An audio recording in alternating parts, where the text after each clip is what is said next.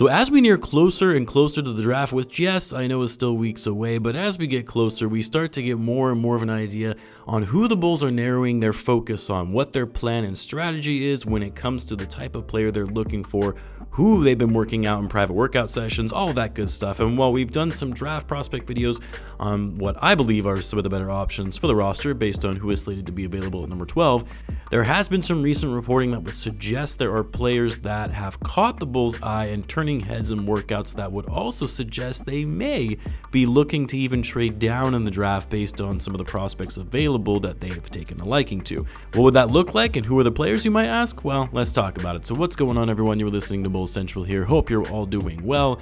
Now, all this came about after a recent report that came out from the Chicago Sports Network's Casey Johnson that the Bulls have been really impressed by North Carolina's Drake Powell, who I'll be honest, hadn't been on my radar, and part of the reason for that is he hasn't been close to being mocked on any boards of going as high as number 12. Most mock boards have him slated to go in the early second round.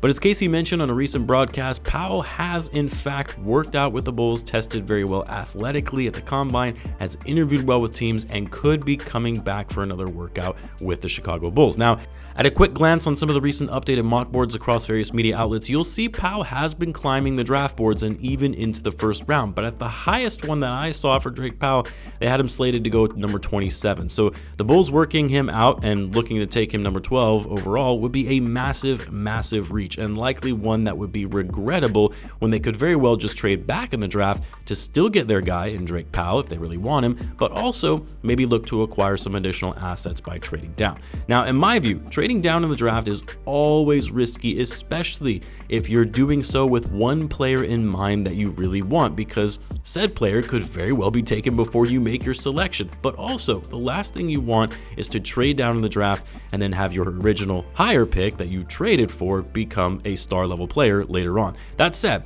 I am in favor of trading down, especially if the overall talent pool from where you're selecting is somewhat negligible from where you would potentially be moving down to, but also depending on the type of return you get for trading down. Like if the Bulls were aiming to trade down to somewhere in the 20s and give up their 12th pick, but were also able to acquire a first round pick for next year's draft, then you're still able to get a first round pick for this year's draft and 2 first round picks for next year's draft, meaning their own selection and obviously the pick that they acquired in the trade. If it's trading down to just get a couple second rounders or taking on a bad contract to go along with the deal, then it's not really worth it in my view, and you might as well just keep your pick. So I just want to call that out when talking about trading down. Like, it's very much dependent on what the Bulls would get in return for trading down before it's going to get me excited. That said, I did some digging into Drake Powell, and I can see why scouts are keeping an eye on this kid and why he's been climbing most mock drafts. He's insanely athletic with a high motor, jaw-dropping leaping ability. He actually ranked number 1 with the best max vertical leap at the combine. And yes, we all know the Bulls front office loves those big leapers and highly athletic players. When you look at their recent draft picks in Julian Phillips and Matas Bucelis, he's 6'6", and can play the guard or wing, but with a 7-foot wingspan, who shows to be a very capable perimeter defender, especially with his quick lateral footwork. But it's not even just his point of attack defense that has been impressive, but also his ability to defend the pick and roll for his size is what stands out to me, especially when the Bulls have greatly struggled defending the pick and roll for years. Opposing pick and roll ball handlers shot 32% when guarded by Powell because of his elite screen navigation and physicality. Now, the major downsides when it comes to Powell and why it would be a huge stretch to take him 12th overall is that he's pretty limited offensively. Now, he was impressive in his freshman season at North Carolina with his shooting from behind the arc, where he shot near 38% from deep, but that's kind of where his offense stops and really just being a decent catch and shoot shooter. Now, that's not necessarily a bad thing. Every team could use a 3-and-D guy. In fact, those type of players are coveted in this league. But if that's the extent of what he can be, then it might not be worth it to take him with the 12th pick, considering there are players that are expected to be available around there, and the talent level that you can get that pick with is much higher. Now, he does have a quick first step in being able to get by his defender and accelerating to the hoop, but his ball handling is somewhat limited in being able to do that consistently at the NBA level. All that said, though, there was a lot of upside from this kid. Only 19, is already solid on defense. If he can develop his game on offense, then you're talking about a player that a lot of teams are going to regret not taking earlier. The question is, how much are the Bulls willing to risk on that potential upside, and what's the highest they would be willing to take him? Because we've seen this play out before, right? The Bulls took Patrick Williams super high with the 4th pick when most mock boards never slated for him to go that high. Like Powell, Pat's stock climbed quite a bit as we got closer to the draft, and also like Patrick Williams, Drake Powell's skill sets are somewhat similar in what he can do on the court, although Powell, at least as of right now, is much quicker and more athletic than Patrick Williams is. So while I think it would be a mistake to suddenly take Powell 12th overall when he's not even close to that range, would be a big mistake by the Bulls than just trading down in the draft. I also wouldn't be shocked if they do it because we've seen this kind of thing play out before. And then when it comes to the Bulls potentially being open to trading down in the draft, the other player that comes to mind as an option who I talked about in my last prospects video, and one where I called out would be a reach for the Bulls to take him 12th, but that's Cedric Coward. Now, Coward has been mocked higher than Powell on most mock boards. He's usually been in the middle to late first round range, so sure, you can maybe talk yourself into or justifying taking Coward as high as 12 over someone like Powell, but even then, I just don't see a scenario where a team is going to take Coward in the lottery, and if you know that to be the case, and he's a guy you really have your heart set on, trade back a few spots, see what you can get, and select him later on.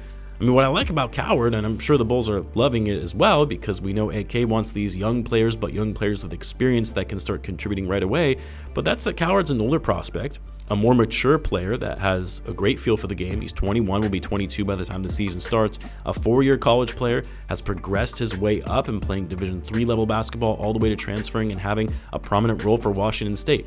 He's long, athletic, a great shooter playing off the ball, but he can also create his own shot inside. Very efficient player on offense, but also very good awareness and knows where he needs to be on the defensive end.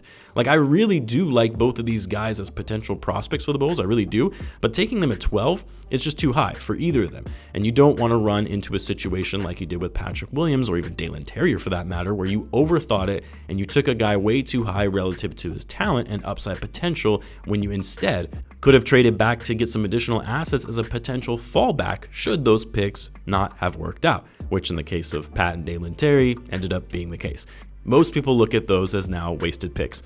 Now, in other news, evidently the Bulls have been a little down on Derek Queen, according to reports. Now, whether the Bulls are intentionally making it seem like they're out on this guy to tank his draft stock and hope that he just falls to them, who knows, because this was a player that a lot of people thought the Bulls were going to be going after leading up to the draft, given he's a crafty big man that is a strong post presence but can do a little playmaking, a lot of upside with Queen, but also a lot of bust potential. Queen is actually on my list of players that I hope the Bulls avoid, as I feel the bust potential is higher than the boom, but I'll save that topic for a different video, as there are a few other players I'm really just not as high on going into this draft that I think would be a mistake drafting for the Bulls. But I could be wildly wrong depending on how things shape out 5 years from now. But anyway, we're going to hear more and more rumors and speculation pop up now that we are getting closer and closer to the draft, now that we're starting to get a sense of some of the pre-draft workouts that are taking place post-combine. We won't see any official trades happening until the finals conclude, which I don't know about you guys, but I'm really looking forward to seeing how things transpire this offseason, not necessarily for the Bulls, but for the league at large, as there could be a lot of moving pieces this summer, including some of the biggest names in the league. Whether the Bulls get in on the action or not, well, that remains to be seen. But anyway, in the meantime, be sure to subscribe, and I will see you guys in the next one.